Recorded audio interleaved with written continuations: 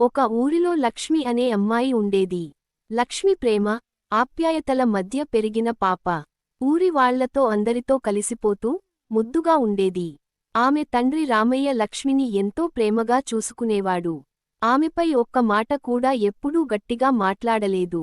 తన కూతురే తన ప్రపంచం అనుకునేవాడు. ఒకరోజు పట్టణం నుంచి రామయ్య చెల్లి సావిత్రి వచ్చింది. అన్నయ్యా, ఎలా ఉన్నావు? కోడలు ఎలా ఉంది? అని అడిగింది. అప్పుడు పద్మ తన మనసులో, ఇంతకాలం తర్వాత ఎందుకు వచ్చింది? అని అనుకుంది.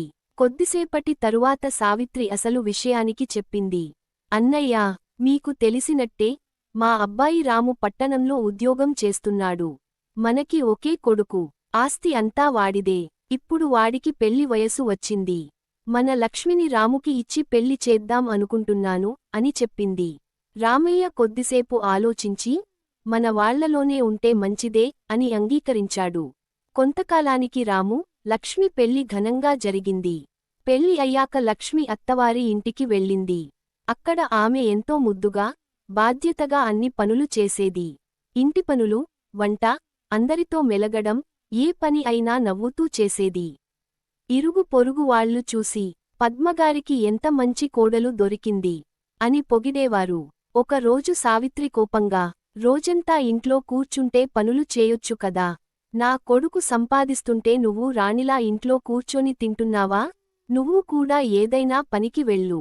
పనిచేసి డబ్బు తెస్తేనే ఈ ఇంట్లో నీకు చోటైనా, తిండైనా ఉంటుంది అని గట్టిగా అంది.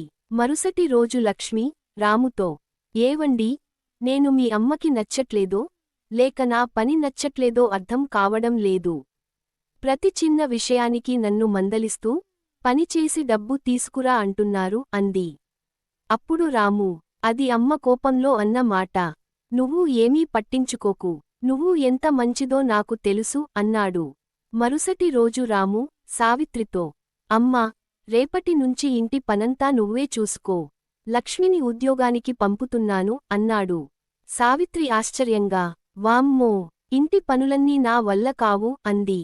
అప్పుడు రాము, మరి రోజూ ఇంటి పనులన్నీ చూసుకుంటూ, బాధ్యతలు మోస్తున్న లక్ష్మిని ఎందుకు మందలిస్తున్నావు అమ్మా? అందుకే ఆమె ఇంటి పని, బయట పని రెండూ చేస్తుంది. అప్పుడు మాత్రమే నీకు అర్థమవుతుంది అన్నాడు. ఆ మాటలు విన్న సావిత్రి మనసులో, నేను లక్ష్మిని అన్న మాటలకి నా కొడుకు నన్ను ఇలా అంటుంటే నాకు ఇంత బాధగా ఉంది. పాపం లక్ష్మి నేను అన్న మాటలకు ఎంత బాధపడిందో అని అనుకుంది.